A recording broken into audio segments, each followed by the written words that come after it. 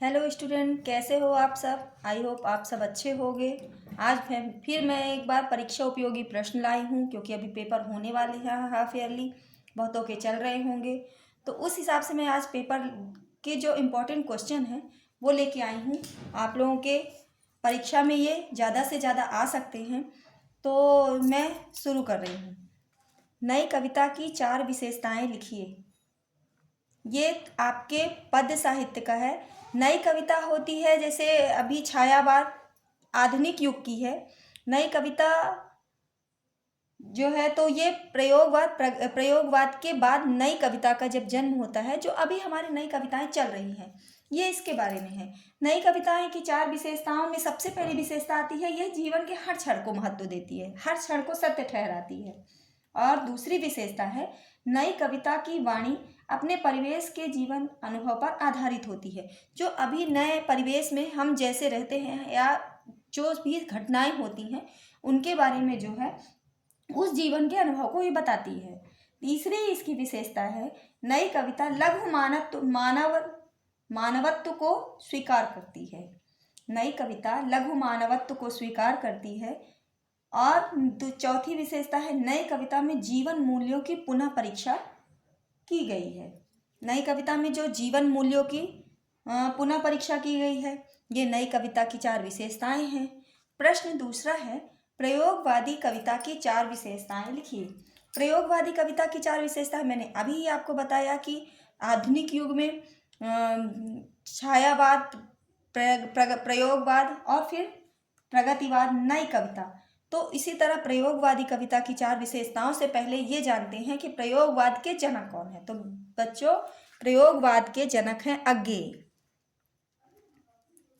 अज्ञेय प्रयोगवाद के जनक माने जाते हैं और इन्होंने ही प्रयोगवाद को शुरू किया था। प्रयोगवाद की 4 विशेषताएं हैं। उनमें से है, पहली विशेषता है, प्रयोगवादी मार्क्सवादी प्रभाव पर परिलक्षित होती है।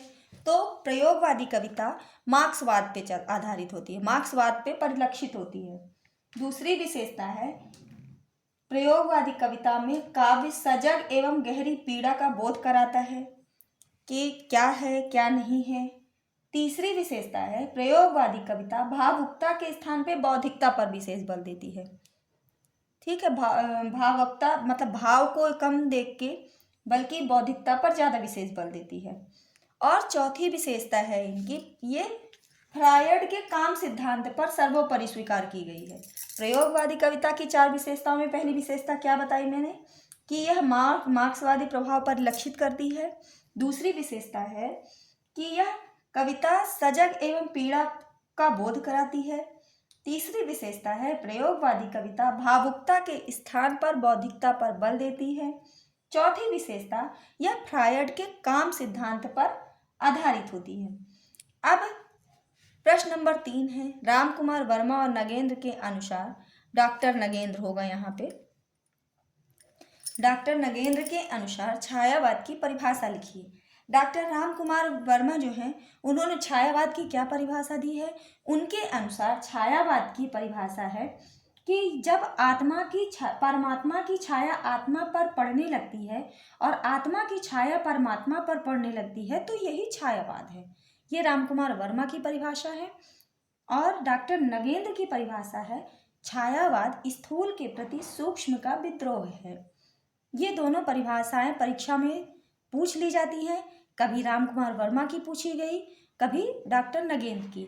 अगर परीक्षा में ये ही पूछ लेता है कि छायावाद की क्या विशेषता है, तो छायावाद की विशेषताओं में छायावाद की सबसे पहले अगर परिभाषा पूछा तो आप रामकुमार वर्मा की परिभाषा लिख सकते हैं कि जब आत्मा की छाया परमात्मा पर और परमात्मा की छाया आत्मा पर पड़ती है तो वही छायावाद है।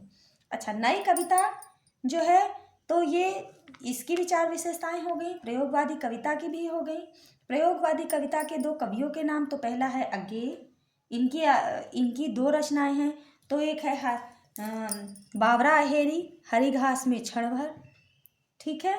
दूसरी है गिरजा कुमार माथुर की नाश और निर्माण, धूप के धान, शिला पंख चमकीले, ये इनकी रचनाएं हैं।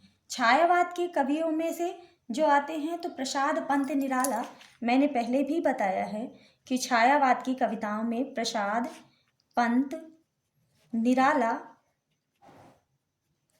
और महादेवी वर्मा। ठीक है। प्रसाद यानी जयशंकर प्रसाद, पंत यानी सुमित्रा नंदन पंत, निराला यानी सूर्यकांत त्रिपाठी निराला और वर्मा यानी महादेवी वर्मा। तो ये छायावाद के कवि 4 कवि हैं। हालांकि छायावाद नाम मुकुटधर पांडे ने दिया था। प्रश्न 4 है, शीतल वाणी में आग के होने का क्या अभिप्राय है? शीतल वाणी में आग के होने का, ये आपके पाठ का है। ये आपके पहला पाठ है जो आत्म परिचय हरिवंश राय बच्चन का है। उसका प्रश्न है कि शीतल वाणी में आग होने से क्या अभिप्राय है। तो बच्चों, शीतल वाणी में आग मतलब जो हरिवंश राय बच्चन है वो अपने बारे में ये बता रहे हैं कि उन्होंने कभी भी उनका आत्म परिचय, ये जो रचना है उसमें ही उन्होंने बताया है। उसके बारे में इन्होंने क्या बताया है कि ये अपने जीवन के बारे में, जो अपने जीवन में जो इनकी वाणी है उसमें जो शीतलता है उसमें क्या है, वो विद्रोह की आग लिए फिरते हैं, क्योंकि वो अपने जीवन को जी नहीं पाए जैसे उनको जीना चाहिए था। तो ये इनके शीतल वाणी में आग होने का मतलब है कि जहाँ एक और कवि, जब मतलब हरिवंश राय बच्चन अपने गीतों एवं रचनाओं का क्या करते हैं, सस्वर पाठ करना चाहता है, तो दूसरी ओर उसकी वाणी सुनने वाले को क्या लगता है कि यह कोमल और अत्यंत मीठी होगी। पर जो कवि हैं उनके अंदर क्या है, विद्रोह की भावना है, उनके अंदर दुख है, तकलीफ है, और जिसके कारण वो उनका स्वर जो है वो विद्रोही हो गया है। इसीलिए शीतल वाणी के आग होने का ये अभिप्राय है। दूसरा प्रश्न है, बच्चे किस बात की आशा में नीलों से झांक रहे होंगे? तो बच्चों, बच्चे जो हैं, ये आपके जो पाठ का है, ये है दिन जल्दी जल्दी ढलता है, इसका है। बच्चे किस बात की आशा में नीलों से झांक रहे होंगे? तो बच्चे अपने माता पिता के शीघ्र लौटने की आशा से नीलों से झांक रहे होंगे। उनके माता पिता भोजन की तलाश में सुबह से अपने घोंसले से निकले हुए हैं, और जब अब शाम हो रही है तो बच्चे क्या है, व्याकुल होकर छटपटा रहे हैं अपने माता पिता को देखने के लिए, और भोजन की आशा में कि उनके माता पिता आएंगे और उन्हें भोजन देंगे और वो खाएंगे। इस प्रकार हम ये कह सकते हैं कि बच्चे अपने माता पिता की आशा से नीलों से झांक रहे होंगे। फिर अगला प्रश्न है, हालावाद के प्रवर्तक कवि का नाम लिखिए। तो हालावाद के प्रवर्तक कौन है? हरिवंश राय बच्चन है।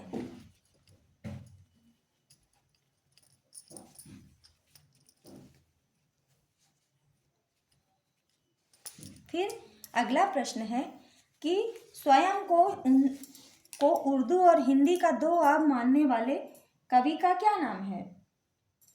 स्वयं को उर्दू और हिंदी का दो आब कवि मानने वाले कवि हैं दुष्यंत कुमार। फिर दूसरा प्रश्न है, ब्रूनो की बेटियां किस कवि की रचना है? तो ब्रूनो की बेटियां रचना है शमशेर बहादुर की, सॉरी आलोक धनवा की है। ब्रूनो की बेटियां ये आलोक धनवा की है। फिर अगला है, काल तुमसे है होड़ मेरी, शमशेर बहादुर की रचना है। दूसरी रचना का नाम बताइए। तो काल तुमसे है होड़ मेरी और सीढ़ियों पर धूप, ये दूसरी रचना का नाम है। प्रश्न नंबर 10 है, हरिवंश राय बच्चन द्वारा लिखी एकमात्र डायरी का क्या नाम है? हरिवंश राय बच्चन द्वारा लिखित एकमात्र डायरी का नाम है प्रवासी की डायरी। अब अगला प्रश्न है कि गद्य किसे कहते हैं? तो बच्चों,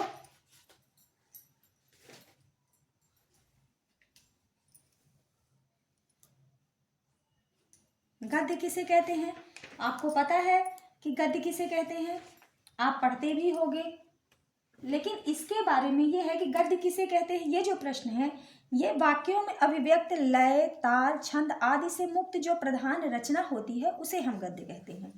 तो गद्य किसे कहते हैं, इसका जो उत्तर है वह होगा, वाक्यों में अभिव्यक्त लय, ताल, छंद आदि से जो मुक्त विचार होते हैं, जो विचार परख रचनाएं होती हैं, वो हमारा गद्य कहलाती है। जो नित्य प्रति जीवन में जो बोलचाल की हमारी भाषा है वो भी गद्य है। व्यावहारिक और साहित्यिक उपयोगिता की दृष्टि से भी गद्य हमारे लिए बहुत महत्वपूर्ण होता है। अब अगला प्रश्न है, गद्य की विधाएं लिखिए। तो बच्चों, गद्य की विधाएं हैं, गद्य की वैसे 16 विधाएं हैं, जिसमें से कुछ गौण है तो कुछ मुख्य है। गौण रचनाएं तो आपको पता ही होंगी और मुख्य भी पता होंगी। गौण रचनाओं में क्या है? कविता। कहाँ मुख्य रचनाओं में क्या है? कविता, कहानी, उपन्यास, नाटक, निबंध, एकांकी। और प्रमुख गौण रचनाओं में क्या है?